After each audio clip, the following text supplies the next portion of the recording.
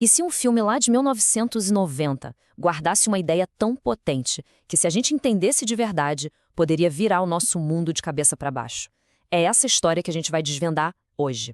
E aqui começa o mistério, né? Por que um filme como Mindwalk, com uma ideia tão explosiva, simplesmente sumiu? Foi praticamente enterrado. Por que uma mensagem que podia transformar tudo foi abafada? É isso que a gente vai investigar. Para a gente decifrar a mensagem do filme, primeiro a gente precisa ir na raiz do problema, como descreve o físico Fritjof Capra. Tudo começa com a forma como a gente aprendeu a enxergar o mundo. Olha só que loucura. A fonte aponta para uma ideia de quase 400 anos atrás, lá de René Descartes, como a origem de uma fratura gigantesca. Basicamente, essa filosofia instalou um tipo de software na nossa mente que nos fez acreditar que a mente está separada do corpo e que nós, humanos, estamos separados da natureza. O resultado disso hoje? Uma epidemia de ansiedade, depressão e uma sensação de vazio. E esse slide aqui deixa o conflito bem claro. De um lado, essa visão de máquina que a gente herdou. O universo é uma máquina sem vida e nós somos só peças soltas. Do outro, uma visão holística, de teia. O universo é uma rede viva e pulsante, onde tudo está conectado. E isso, gente, não é só filosofia barata. É a diferença entre se sentir sozinho no mundo e se sentir parte de algo muito maior. Agora, a gente entra na parte mais fascinante. Houve uma revolução na ciência que deveria ter destruído completamente esse modelo antigo. Só que as implicações mais profundas dela, foram convenientemente ignoradas. Há mais de um século, a física quântica provou que lá no nível mais fundamental da realidade, a separação não existe. É uma ilusão. O universo não é uma coleção de peças, mas uma teia inseparável, onde um átomo aqui afeta outro do outro lado do universo instantaneamente. Essa descoberta muda o jogo todo. Ela mostra que a gente não é um espectador passivo olhando para um universo que está lá fora. Nós somos participantes. A nossa consciência está, de alguma forma, entrelaçada com tudo que existe. E aqui está o grande paradoxo da nossa era. O nosso conhecimento científico, o nosso hardware, digamos assim, avançou absurdamente. Mas o nosso sistema operacional mental, o software, continua rodando uma versão de 1637. A gente descobriu a verdade, mas continua vivendo como se não soubesse. E é exatamente essa briga, esse conflito de percepção que o filme Mindwalk coloca na tela de um jeito genial. O filme, basicamente, joga essa ideia radical na nossa cara, resumida nessa frase da personagem Sônia. A tese é que o nosso sofrimento, a nossa ansiedade, não é uma falha nossa, individual.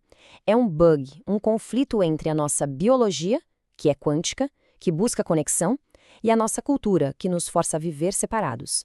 A trama é super simples, mas a conversa é muito profunda. Uma física, um político e um poeta se encontram nesse lugar histórico, o Mont Saint-Michel, e o que acontece a seguir é um diálogo que vai pouco a pouco desmontando essa visão de mundo de máquina. Isso nos traz de volta à pergunta principal. Afinal, por que uma mensagem tão poderosa seria abafada? Por que esse filme foi de fato enterrado? A fonte sugere algo bem pesado. Se essa mudança de chave acontecesse em massa, não seria só uma mudança de mentalidade. Seria uma ameaça direta a toda a estrutura de poder e de economia que a gente conhece. A resposta aparentemente está no dinheiro. Existe um incentivo de trilhões, com T maiúsculo, de dólares para manter todo mundo operando no modo máquina, nos sentindo quebrados, isolados e sempre precisando de um conserto que vem de fora. Pensa bem. Indústrias gigantes dependem da gente se sentir separado e incompleto. Se as pessoas entendessem que não estão doentes, mas sim desconectadas, a Big Pharma poderia quebrar. A medicina teria que se tornar holística, a política mudaria completamente e o consumismo sem fim perderia todo o sentido. É esse o poder que a mensagem de Mindwalking carrega. Então, a solução que o filme aponta não é política, não é econômica, a princípio. A verdadeira revolução é muito mais pessoal e muito mais poderosa. O filme resume tudo nessa frase. A maior revolução de todas não é lá fora, é aqui dentro. É mudar a lente pela qual a gente enxerga a realidade. Deixar de ver uma máquina morta e passar a ver e sentir uma rede viva. E essa mudança de percepção é apresentada como uma cura, literalmente.